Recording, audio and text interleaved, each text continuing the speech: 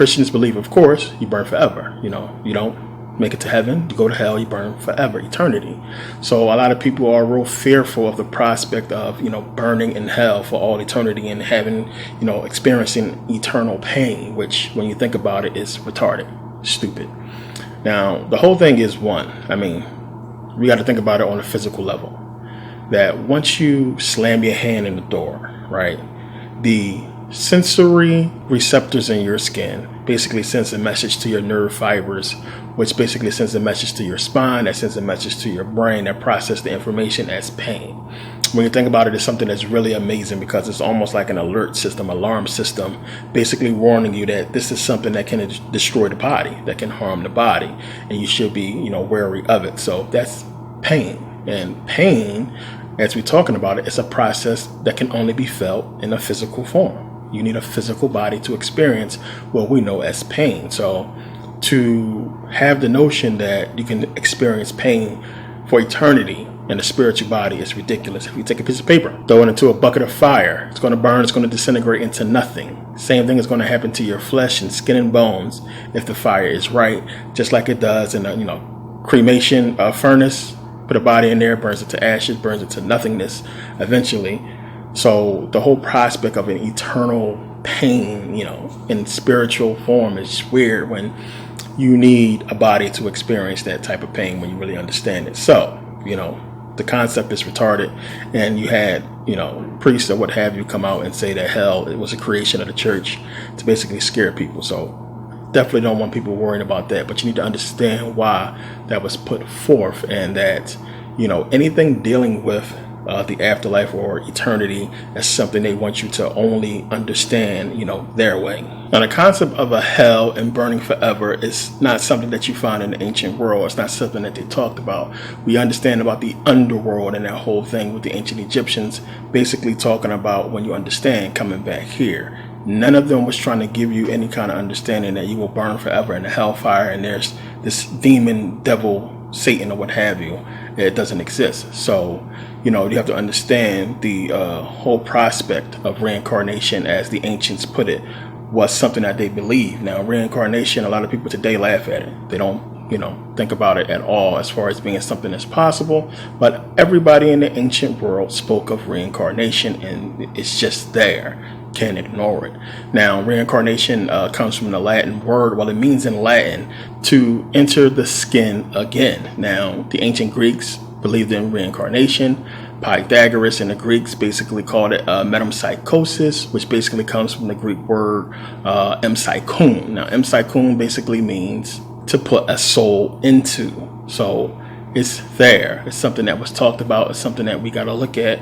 And, when you begin to, study the ancient world of Kemet and Sumerians and everybody else, this is what you're going to see. And it's something that pertains to us, and it's something that is being hidden from us because they don't want us to really understand the full dealings and workings of reincarnation and how to escape it. So it's a lot to it. Now, we know Pythagoras studied in ancient Kemet. He believed in reincarnation, as well as Pluto, Socrates, and a bunch of other Greek historians talked about reincarnation. And as I said, they had a word for it. So we understand the whole thing about ancient Greece, how they gave us the Bible. And when you really get your head around all the bull crap that it's talking about and really pay attention to what I've been explaining about the book, it's giving you reincarnation, plain and simple. So when Jesus is talking to Nicodemus, he means exactly what he's saying in that whole passage as far as reincarnation and the kingdom of heaven being a woman's womb, as we talked about, and that's getting the Bible and Christianity finally explained. But it's a lot you got to really pick up and understand with those verses when he's talking to Nicodemus. So it says in John 3, this is one that says, there was a man of the Pharisees named Nicodemus, a ruler of the Jews. And the same came to Jesus by night and said unto him, Rabbi, we know that thou art a teacher, come from God, for no man can do these miracles that thou doest, except God be with him. Now, pay attention to what Jesus says, because he basically not even really answering the question. So we got to pay attention to why would he say this.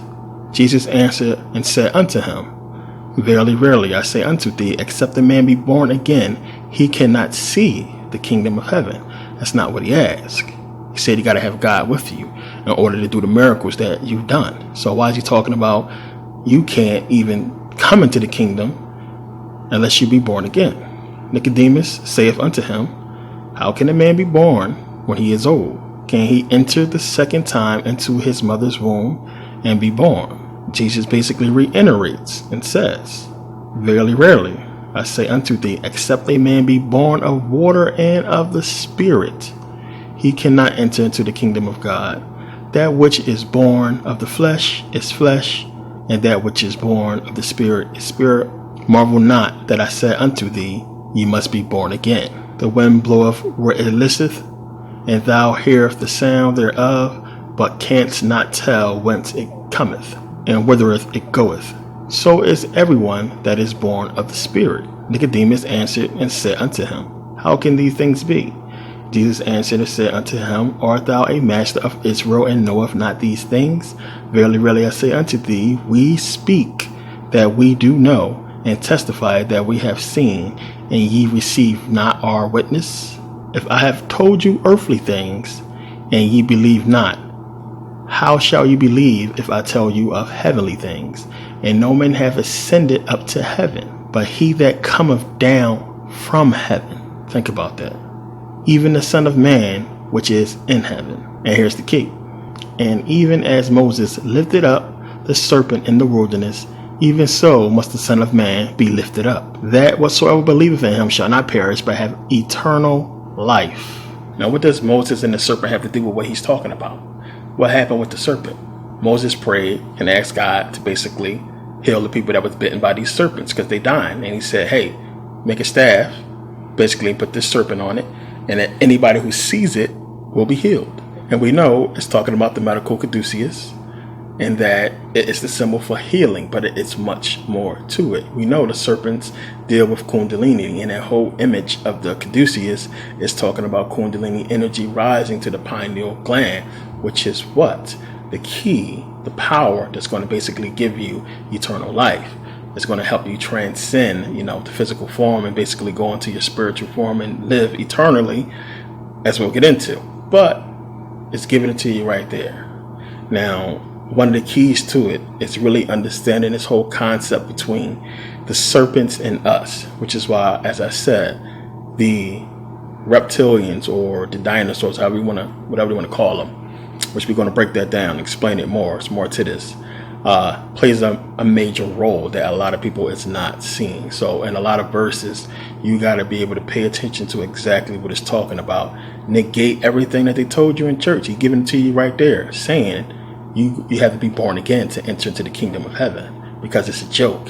It's the woman's womb. There's something more to it to basically transcend. You need basically what Moses was talking about. You get what I'm saying? Two separate things he's talking about. Talking about being born again. That's one. Coming back into the physical form. And then the spiritual, which is why he separated the two and he was clear. Which is born of flesh is flesh. Spirit is spirit. Because whether you understand or not, it's a rebirth process all over again in both ways. So spiritual at first, we are born in flesh. You die. You go back spiritual. But then you have a decision to make. Are you going to stay spiritual? We're going to go back to flesh and reincarnate. So this is why he's giving you the two instances of flesh is flesh, spirit is spirit, born again, flesh. As Moses, the serpent, lifted up the serpent in the wilderness, so shall the Son of Man. You, us as well, have to be lifted up the same way with the kundalini energy, either making a choice to be flesh or spirit. So now when we're talking about kundalini rising in the spine, to bring it into the Egyptian mythology and what the Egyptians talked about, we know this is the Jed pillar, Asar, or Osiris, whatever you want to call him. So now you have to understand where Osiris's body was put back together was in the Delta, in Lower Egypt. So basically, he was put back together in a place called Jedu, which is basically where they get the Jed from, which is the original name for Osiris. Before he got his physical body and form, he was represented by this symbol that looked like a spine, or the vertebrae on the spine, and he was called the Jed. And this was where he was put back together in Jadu, which is in Lower Egypt. So now in Jadu, they have a festival ceremony of the rising pillar, whatever you want to call it. And it basically represents the eve of the agricultural new year. They call it the Korax or the Chorax festival. It's from December 10th to January 8th. January 8th would basically mark the eve of the agricultural new year. The next day will be considered Pert, which Pert means going forth. So the ancient Egyptians looked at this time where you had the flood waters basically start to recede and the land begin to come up out of the waters again. And they called it Pert Asar Neb Jadu. Pert Asar Neb Jadu. And it basically means house of Osiris. So they basically were celebrating the eve, or, the beginning of the harvest, the festival where things are starting to grow, food is starting to grow, agriculture is beginning to be seen, the grass is beginning to come up out of the flood waters or the waters or what have you. And this was something that they celebrated. Another reason why you have the whole celebration of the water lilies basically springing up out of the darkness of the water and basically blooming on top, which is also a representation of Asar, Osiris, because it's showing basically what he represented back then, which was the new harvest. Another reason why Osiris was green is because of this. He originally having to do, or what they understood, they always, put him with agriculture and, life and death or what have you. But this is one of the reasons why he was green. But you got to understand, Osiris represents, life, death, that cycle, rebirth, ascension unto the gods, basically into the next phase of existence or what have you. Osiris represents all of that. Anything that has to do with the cycle of reincarnation, with life, death, ascension, or what have you, it's Asar, which is why they put him, on top. So you got to understand what he deals with, and everything that's pertaining to him, you're going to see it's going to have some facet of either agriculture or, spiritual ascension or the wheel of reincarnation or what have you, which is why a lot of people never really paid attention. When you look at the Jed pillar, the top you have the vertebrae or the spine, but look at the bottom base. The bottom is basically representing the tree, the trunk of a tree coming out of the ground. That's how it looks. So you have both representations of the tree and the spine, basically giving you the tree of life when you really understand what it's talking about. So it's all right there, all in Osiris itself, dealing with so much. So the Korax festival was basically that, and them basically celebrating the growth of the new harvest. This is where a lot of people believe Christmas really began, because what they would do was you would have these shaped body shapes of Osiris, and they're doing with different types of bodies, where they would basically put in mud, barley, and what have you, and it would grow these trees. And this is something that they would celebrate. And this is where a lot of people believe the pagans stole the idea of worshiping the trees and worshiping the roots, plants, and what have you from this Korax festival that the ancient Egyptians was doing long before we ever heard of Christmas, or pagans for that matter. So this is where it's believed to have begun. You have the date again, December 10th, January 8th, right around that time we got Christmas or what have you. All this stuff was going on around that time pertaining to the ancient Egyptians and not the Greeks or pagans or what have you. This is where they got the concept from, when you understand the celebration of any type of harvest or anything like that begin there. And this is what the pagans and everybody else was really into, that the Druids, what have you, was into these types of festivals. So you got to understand, when you're talking about Kundalini rising and this whole process, same thing Jesus is talking about in the Bible, we're talking about two different processes that's taking place at death. You have two cycles that's going to occur. Well, one out of the cycle is going to occur. You're going to either reincarnate, come back to the physical, or you're going to move forward into the spiritual. And that's what it's representing with Kundalini energy. The Caduceus, the two serpents, representing the dualistic nature. Remember, we're talking about dualism here. You have spiritual, physical. You get it? So this is why it's two different cycles. One cycle of flesh, one cycle of spirituality, which is basically what Jesus is talking about in the Bible when he's saying, you have the flesh is flesh, spirit is spirit. Now, Osiris represents the mastery of those cycles, plain and simple. That's what you got to understand. The master of that cycle. And when you look at the Book of the Dead, remember, we talked about this. You have the Book of the Dead with Ani. And what happened when Ani passes judgment? Remember, judgment of the heart. Truth, ma'at.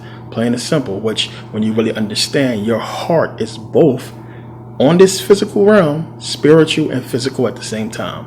Because your heart generates that magnetic field, that energy, spiritual. And it's flesh. It's dual. It's powerful when you really understand.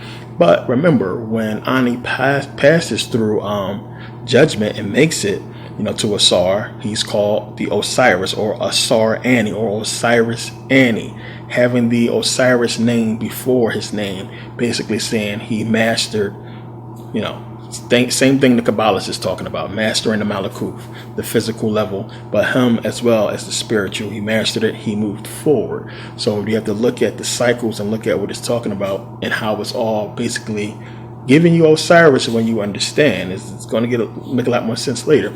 So you have Bible, Jesus telling you, you got to be reborn, or you got to be as what Moses did, the medical caduceus, the Kundalini energy with the serpents, and you got to choose.